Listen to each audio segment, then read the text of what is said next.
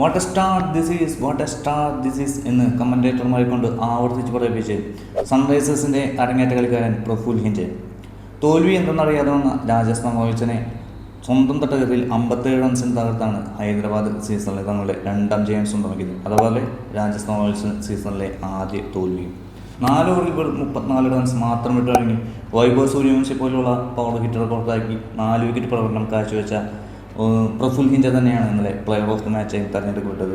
അപ്പോൾ ഇന്നലത്തെ Rajasthan versus Sunrisers മത്സരത്തിൻ്റെ വിശേഷങ്ങളാണ് നമ്മളിന്ന് പറയാൻ പോകുന്നത്. അപ്പോൾ വീഡിയോ ഒന്ന് തുറന്ന് ചാനൽ ഒന്ന് സബ്സ്ക്രൈബ് ചെയ്യുക, ലൈക്ക് ചെയ്യുക, മത്സരത്തെക്കുറിച്ചുള്ള അഭിപ്രായങ്ങളൊന്ന് കമൻറ്റ് ചെയ്യുക. അങ്ങനെ ടോസ് നഷ്ടപ്പെട്ട് ബാറ്റിങ്ങിനാണ് സൺറൈസേഴ്സ് ഹൈദരാബാദിൻ്റെ ഓപ്പണിംഗ് ബാറ്ററായ അഭിഷേക് ശർമ്മയെ ആദ്യ ബോളിൽ തന്നെ രവി ബിഷ്ണോയുടെ കൈകളിൽ എത്തിച്ച് ജോഫ്ര ആർച്ചർ ഹൈദരാബാദിന് ഒരു ഷോക്ക് നൽകി. The first ball first shock for Sunrisers Hyderabad by Jofra Archer. അങ്ങനെ രണ്ടാം വിക്കറ്റിൽ ഒത്തുചേർന്ന ട്രാവിസ് ഹെഡും ക്യാപ്റ്റൻ ഇഷാൻ കിഷനും ചേർന്ന് സൺറൈസേഴ്സിനെ 55 റൺസിൻ്റെ ഒരു സെക്കൻഡ് വിക്കറ്റ് പാർട്ണർഷിപ്പ് ഒരു ഭേദപ്പെട്ട തുടക്കം സമ്മാനിക്കുകയായിരുന്നു. എന്നാൽ 7 ഓവർ എറിയുന്ന രാജസ്ഥാൻ ക്യാപ്റ്റൻ റിയാൻ പരാഗ് ട്രാവിസ് ഹെഡിന് പുറത്താക്കി രാജസ്ഥാന് വീണ്ടും ഒരു ബ്രേക്ക് ത്രൂ നൽകിയായിരുന്നു.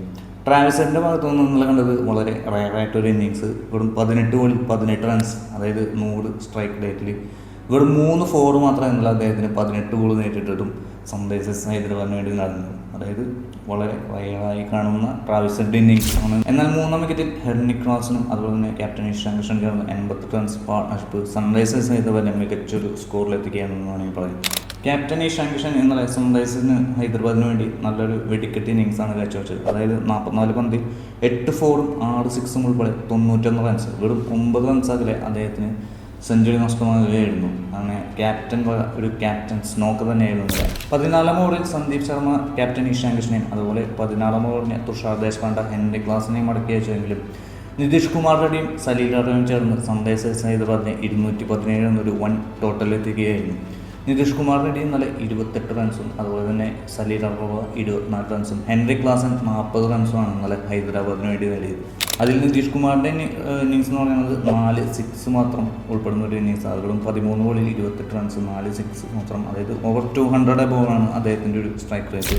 രാജസ്ഥാൻ്റെ ബോളിംഗിലേക്ക് ഇടയിച്ച ജോഫ്ര ആർച്ചർ എന്നാൽ 4 ബോളിൽ 37 റൺസ് മാത്രം വിട്ട് കഴിഞ്ഞ് 2 വിക്കറ്റ് നേടിയെങ്കിലും സന്ദീപ് ശർമ്മയും തുഷാർ ദേശ്പാണ്ഡെയും നല്ല കുറച്ച് എക്സ്പെൻസീവ് ആയിരുന്നു. അവർ 4 ഓവറിൽ 52, അതായത് സന്ദീപ് ശർമ്മ 4 ഓവറിൽ 52 റൺസും തുഷാർ ദേശ്പാണ്ഡെ 4 ഓവറിൽ 55 റൺസുമാണ് ഇന്നലെ വിട്ടുകൊടുത്തത്.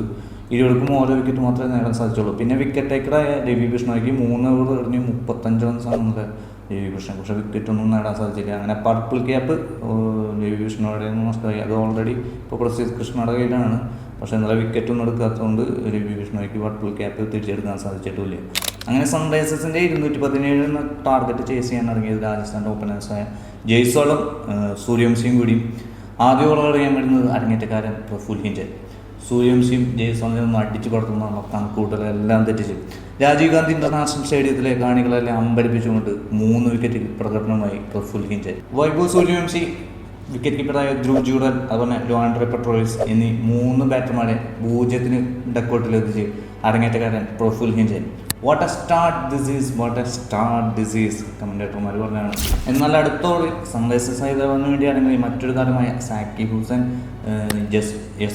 വിക്കറ്റ് എടുക്കുകയും അതുപോലെ തന്നെ വീണ്ടും നെക്സ്റ്റ് ഓവർ എറിയുമെന്ന പ്രഫുൽ ഹിഞ്ചെ ക്യാപ്റ്റൻ റിയാൻ പരാഗിനെയും പുറത്താക്കി തങ്ങളുടെ അരങ്ങേറ്റം കളറാക്കി എന്ന് വേണമെങ്കിൽ പറയാം. അങ്ങനെ 5 വിക്കറ്റിന് 9 റൺസിന് രാജസ്ഥാൻ റോയൽസ് പൂത്തുകയായിരുന്നു. രാജസ്ഥാൻ റോയൽസ് തകർന്നടിയേണ്ട മാച്ച് തന്നെയാണ് നമ്മൾ പവർ പ്ലേയിൽ കണ്ടത്.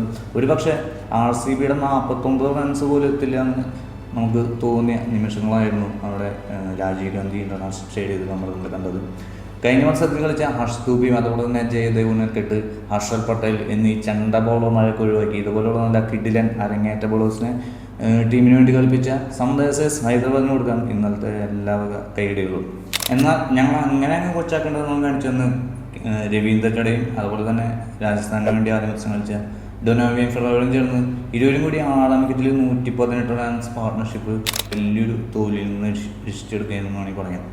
ഡൊനോവിയും ഫെറോയുടെ ഇന്നലെ 44 പന്തിൽ 7 ഫോർ 3 സിക്സും ഉൾപ്പെടെ 69 റൺസും, അതുപോലെ തന്നെ രവീന്ദ്ര ജഡേജ 32 പന്തിൽ നിന്ന് 5 ഫോർ ഉൾപ്പെടെ 45 റൺസും രാജസ്ഥാൻ റോയൽസിനെ വലിയൊരു തോൽവിയിൽ നിന്ന് രക്ഷിച്ചെടുക്കാനും അതുപോലെ തന്നെ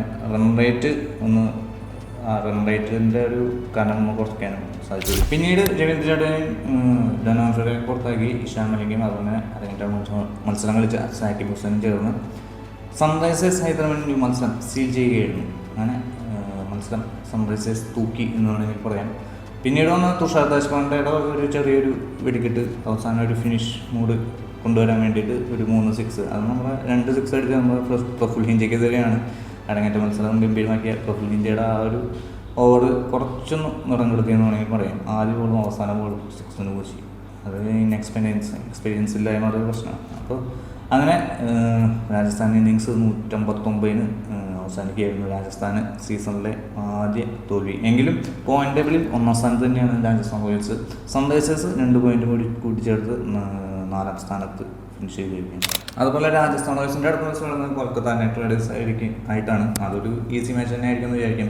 പിന്നെ നമ്മുടെ ഇവിടുത്തെ സൺറൈസേഴ്സിൻ്റെ അടുത്ത മത്സരം തന്നെ ചെന്നൈ സൂപ്പർ കിങ്സ് ആയിട്ടാണ്. അപ്പോൾ ഒരു തിരിച്ചുവരവ് നടത്തിയ 2 ടീമുകളാണ് ചെന്നൈയും സൺറൈസേഴ്സും. ഒരു ഗംഭീര മാച്ച് തന്നെ പ്രതീക്ഷിക്കാം.